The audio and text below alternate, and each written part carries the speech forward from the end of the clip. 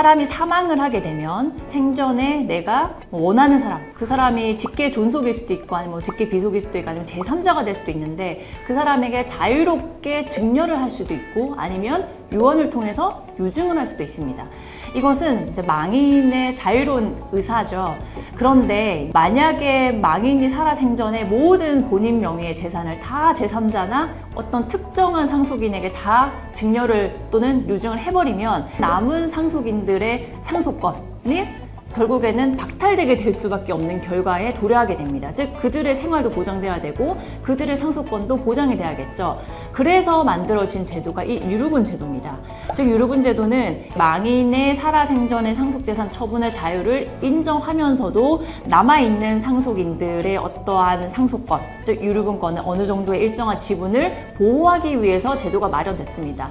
그런데 이제 그 이후에 지속적으로 이 유류분 제도에 대한 위헌 논의가 계속 있어 왔습니다. 그 이유는 예를 들면 망인이 살아생전에 내가 특정한 사람한테 재산을 다 넘기고 싶어요. 증여를 하고 싶을 수도 있고 아니면 제3자에게 기부를 할 수도 있습니다. 이거는 망인의 본인의 자유의사죠. 그런데 사망하고 난 뒤에 갑자기 지금까지 연을 끊었거나 연락도 하지도 않거나 그러한 상속인이 자기가 상속인이라면 나타나가지고 유류분권을 주장하면 결국에는 망인의 이러한 자유로운 의사를 너무 심각하게 침해하는 것이 아니냐. 그렇기 때문에 이 유류분 제도가 일정 부분은 제한을 둬야 된다라는 얘기들이 제기되어 왔습니다. 결국에는 이번에 명확하게 위헌이다. 라는 결정이 나왔고 다만 기존의 유류분 제도는 그대로 유지를 하되 상속인 또는 유류분권자의 범위를 제한하고 또 이제 특정하게 제한해야 되는 사유에 대해서 좀 더 구체화시키고 또 기여분도 적용하자라고 결정이 된 거고 기본 틀은 그대로 유지가 되고 있습니다. 네, 이번에 헌법재판소에서 이제 3가지 부분에 대해서 결정을 내렸습니다. 먼저 제일 중요한 거는 첫 번째 위헌 결정이 난 부분인데요. 이전에는 직계 존속, 그 다음에 직계 비속, 그 다음에 배우자, 그리고 형제자매까지 다 포함이 됐었습니다. 그런데 이번 위헌 결정이 내려진 부분은 직계 존속, 직계 비속, 배우자는 그대로 유류분권자로 포함이 되어 있으나 그 외에 형제자매, 의 경우에는 그 유류분권을 이제 박탈하겠다. 즉 유류분권을 인정하지 않겠다라는 취지로 위헌 결정을 내렸습니다. 그리고 두 번째는 헌법 불합치 결정이 내려진 사안인데요. 이 내용은 살인을 저질렀거나 살인 미수이거나 상해가 있거나 아니면 상해치사를 범한 이제 상속인 또는 유류분권자인 경우에는 그 결격 사유에 해당되기 때문에 상속권이나 유류분권을 주장할 수 없었습니다.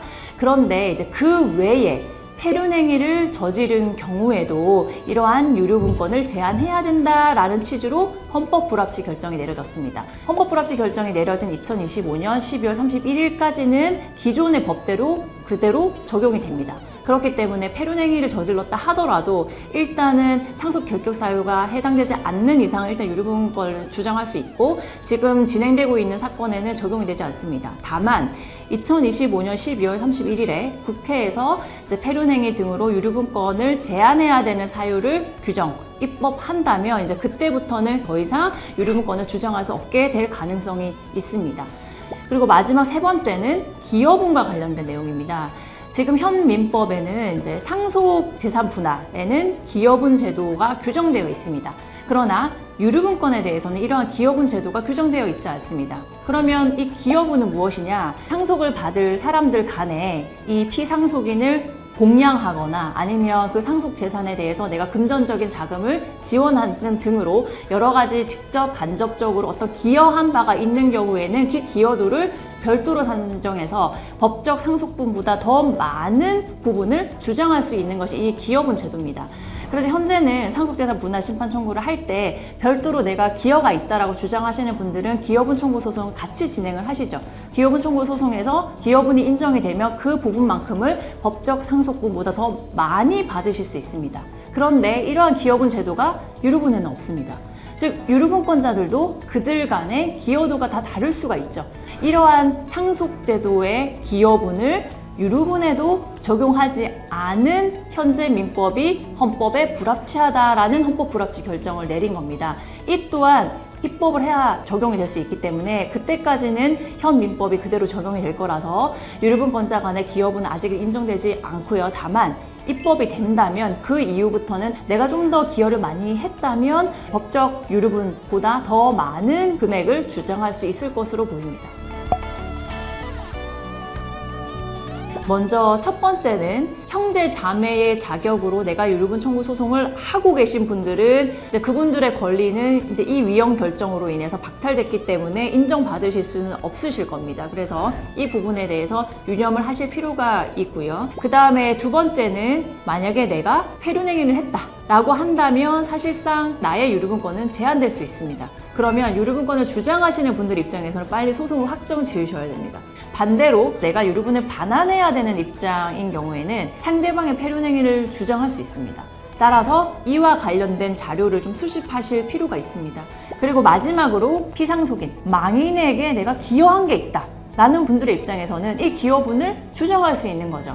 근데 아직은 이제 헌법 불합치 결정만 된 상태이기 때문에 내가 기여분을 지금 주장한다고 해서 받아들여지진 않습니다. 그러면 기여분이 인정될 수 있는 분들은 어떻게 해야 될 것인가? 소송을 지연시켜야 되는 거죠. 아직 피상속인이 사망하지 않으셨다. 그렇다면 어떻게 해야 될까? 예를 들면 내가 병원비를 지급하고 있다. 그러면 그 병원비 지급 내역들 정리하셔야죠.